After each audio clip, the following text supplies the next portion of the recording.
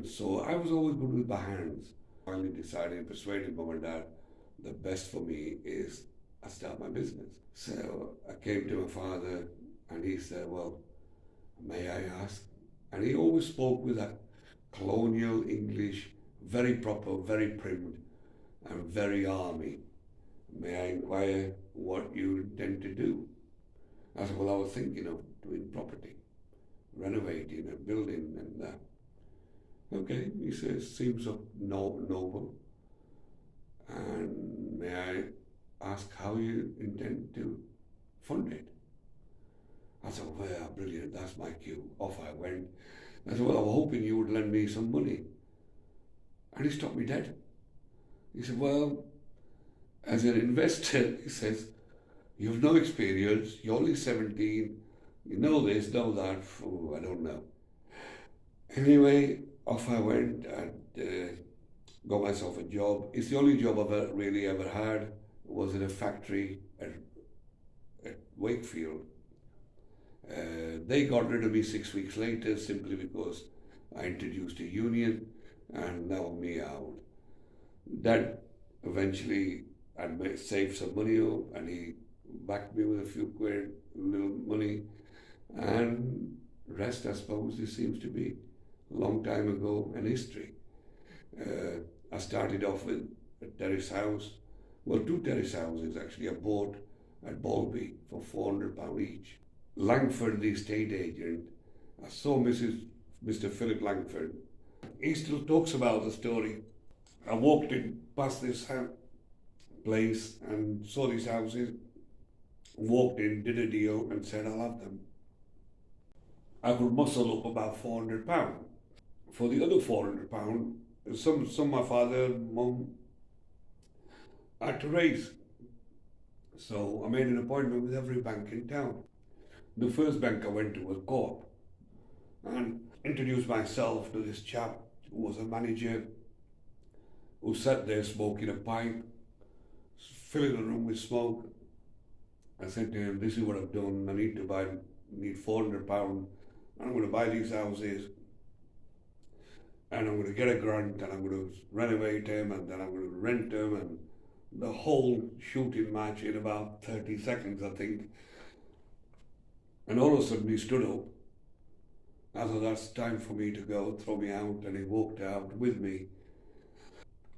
I went up to this window and got this chap who was his assistant manager and had a chat with him and gave me what he called £500 overdraft. What an overdraft was, I didn't really know. And a small checkbook with handwritten the name, my name and etc.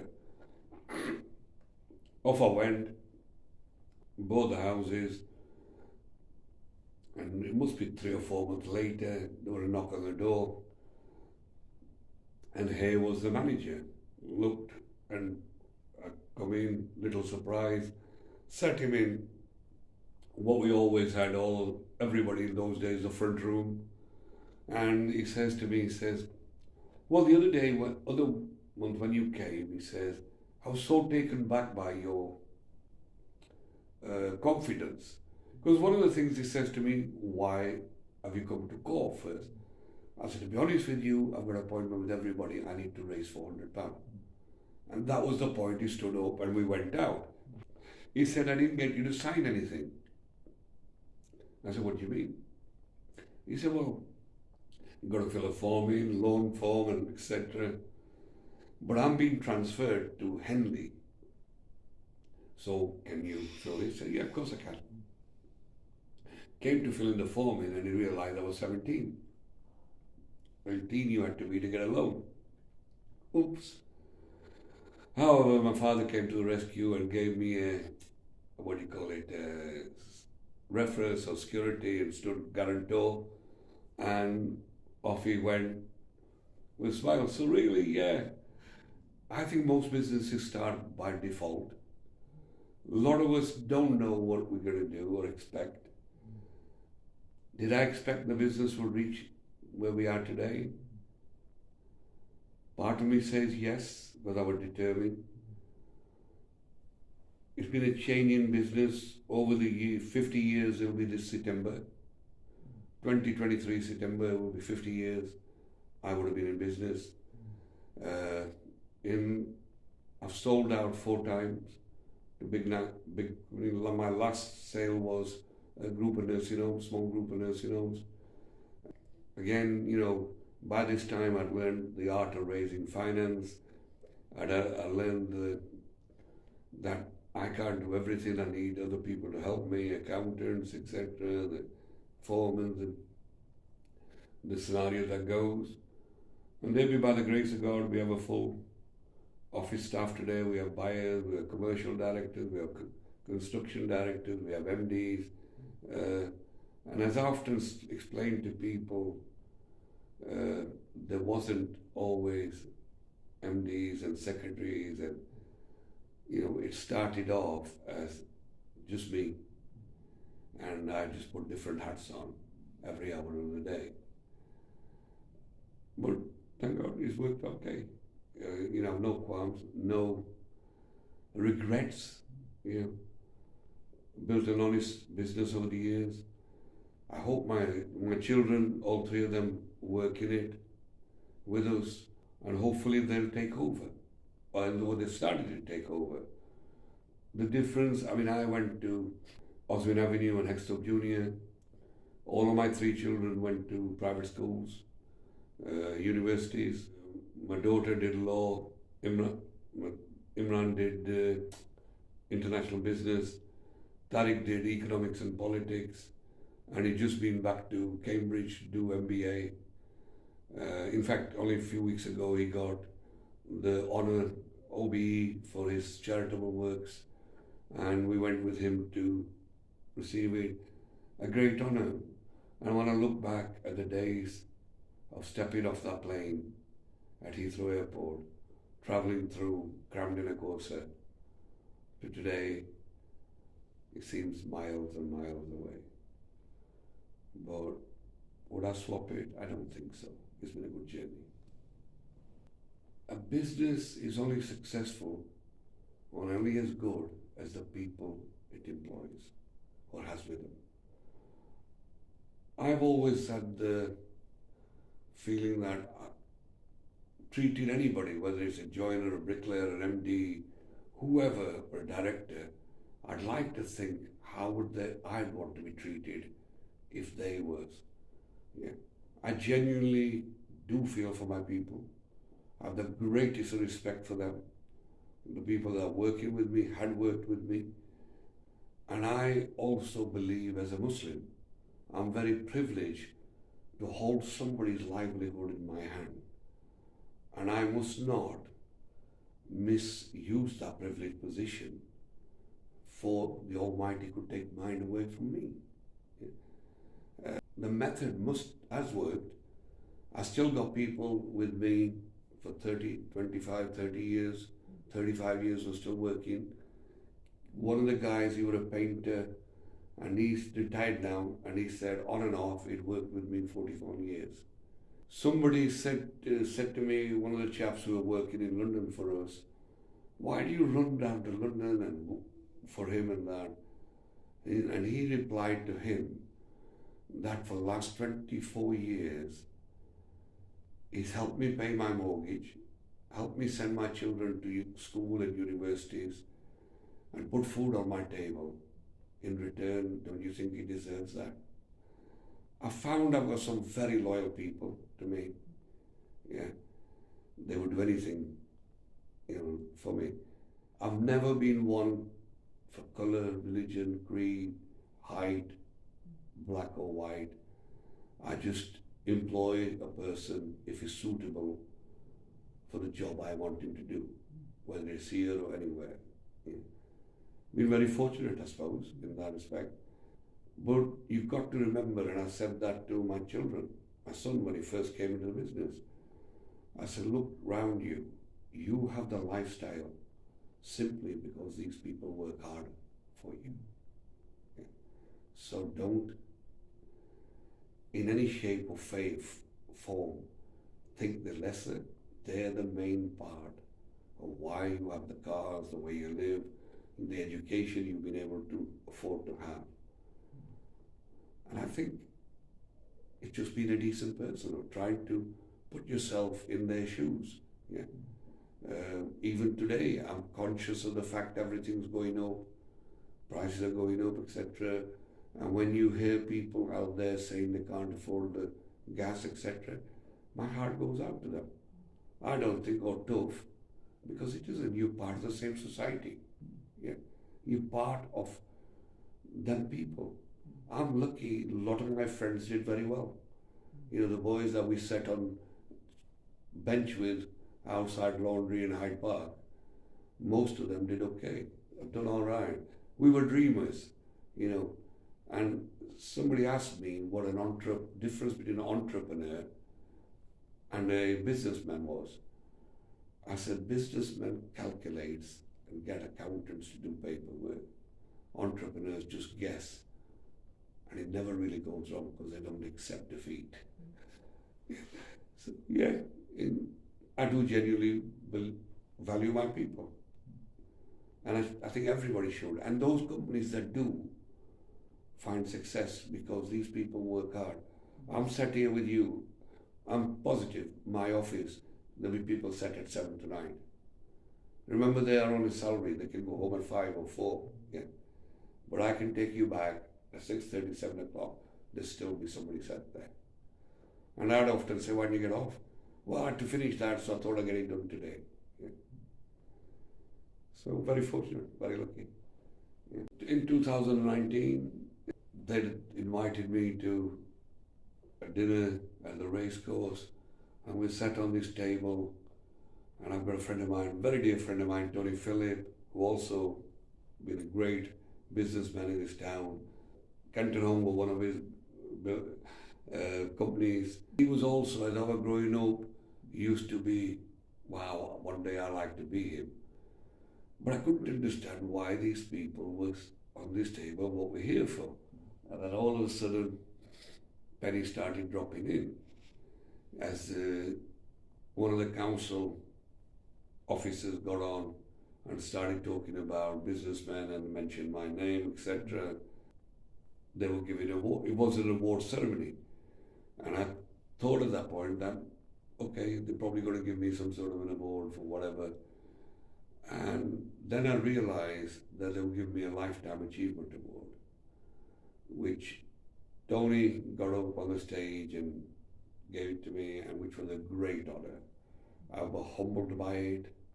That I think it's a great honor for the town that you live in, the people you've grown up with, to accept what you've put into the town or city now. Yeah, extremely humbled by it. And I mean, I'm at a loss for words, to be honest with you. And as you can probably appreciate, I've never really lost for words. And I was presented the honour.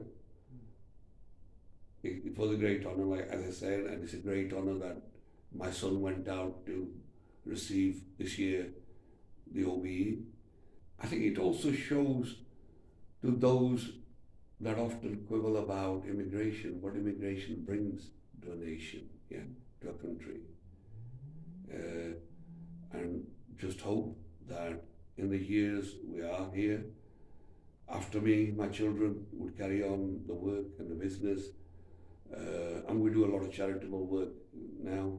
My son's involved with Prince Charles's Mosaic program. It is humbling, is a word, I suppose. You don't know. You know, what a journey. I mean, charitable work is part of our life as a Muslim. As you probably know, that we are bound to give 2.5% minimum of our wealth to charities. Going to the earthquake, I mean, we worked with charities on different levels. We were involved raising money for Bluebell Wood. Bluebell Wood actually took birth in the same room as we said today, the hospice, children's hospice. At the time, I was running nursing homes. I foolishly didn't really realize that children also caught cancer and died. You know, a young lady came to meet me here and explained that she was looking to set up a hospice and she wanted to raise some money and she didn't know how to, etc. And we joined in. We had the butterfly ball, raise some money, and in those days we used to give you seed money to start. Now we work with the Community Foundation, People Unite Against Crime, the police charity, so several as we got along.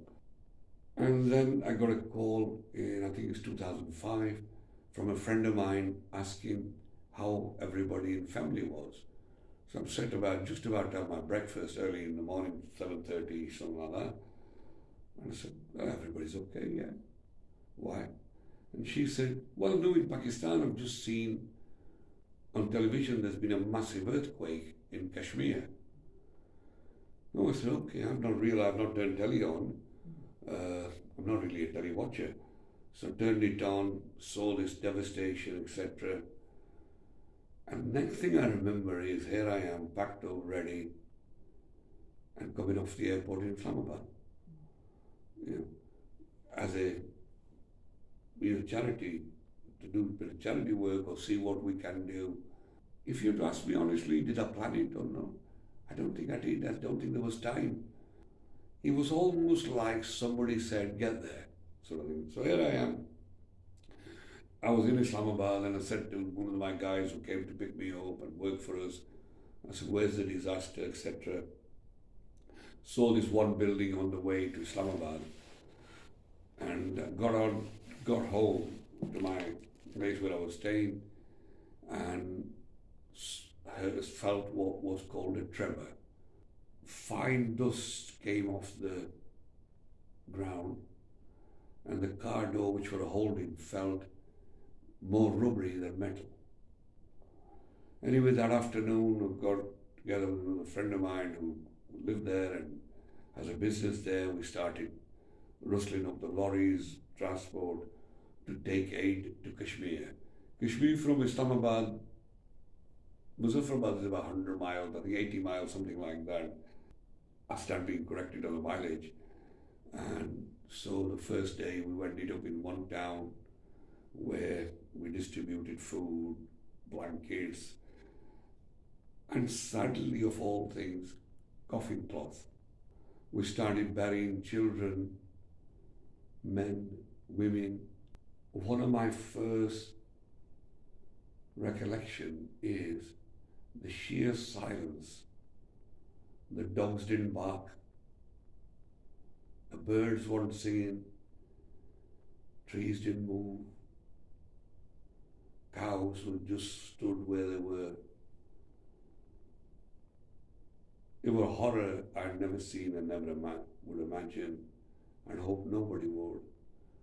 Again, I can see what the feeling is in Turkey today and Iraq, how these people are suffering. I can actually feel their pain. From there, so on the third day we arrived, we heard about a mountainous village right in the middle of nowhere. Nobody's been there, people are actually starving. So off we went with 3 lorries loaded up with food. Again, coffin cloth, blankets, because it was cold and I think September time. And we finally got to this village early hours of the morning, saw the devastation and distributed the food, etc. And there are several stories that I could tell you. We've buried people, children, mothers stood there.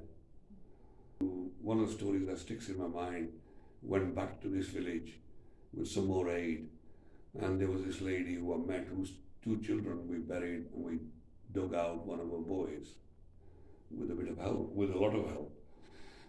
And I said to her, I'm really sorry, and I was saddened and had tears in my eyes. And she said to him, asked me to wipe my tears. She said, my brother, I'm still very lucky. I had 3 children, I've still got 1. There are women who yearn to have 1 in life. So this was God's will. What, I suppose, living in the West, we would want to blame everybody and God himself. These people's belief was so strong. They just put it down to whatever God's will. Anyway, later on, we kept on visiting, working with them and the surrounding villages. And one day I asked him, I said, what happens when normally a child falls ill, or because I don't see any medical help here, and to get to this village is extremely difficult. He said, well, we do local medicine, we do prayers, and then we thank the Lord that we had a child or a person. In 21st century, I suppose I found that a bit difficult. So we set about wanting to open a BHU, basic hospital, basic health unit. And everybody said that, well, you can't build on these mountains with solid bricks and concrete and steel. You'd have to build it in the local timber, etc.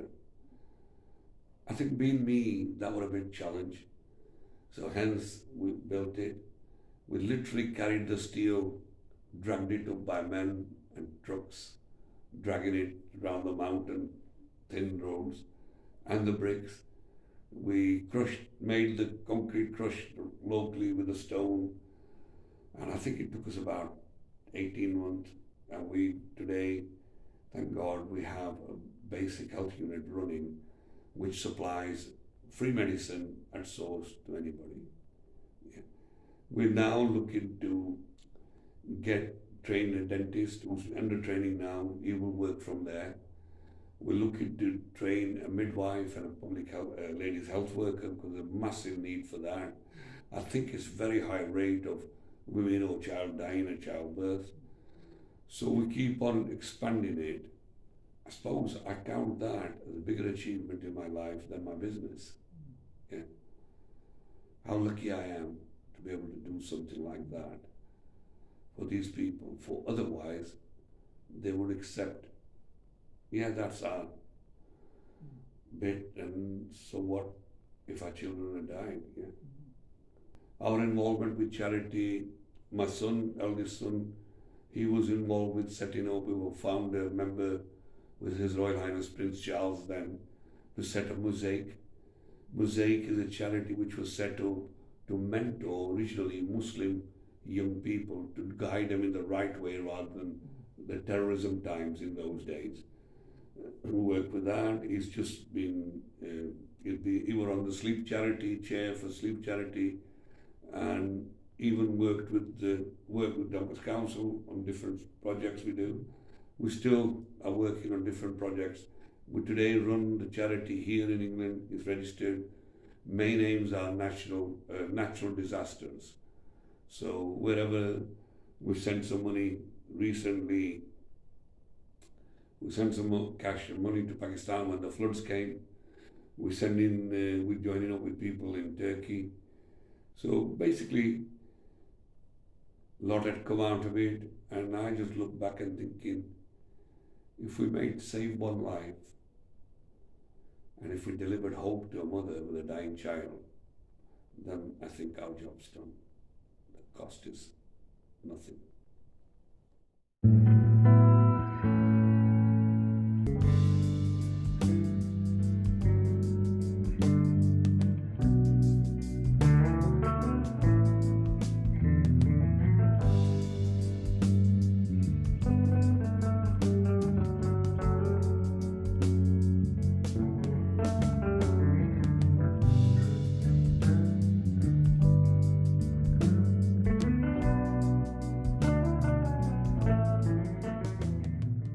If you would like to know more about the Ossie Through the Ages project, then please email me at tonyarmstrong1959@outlook.com.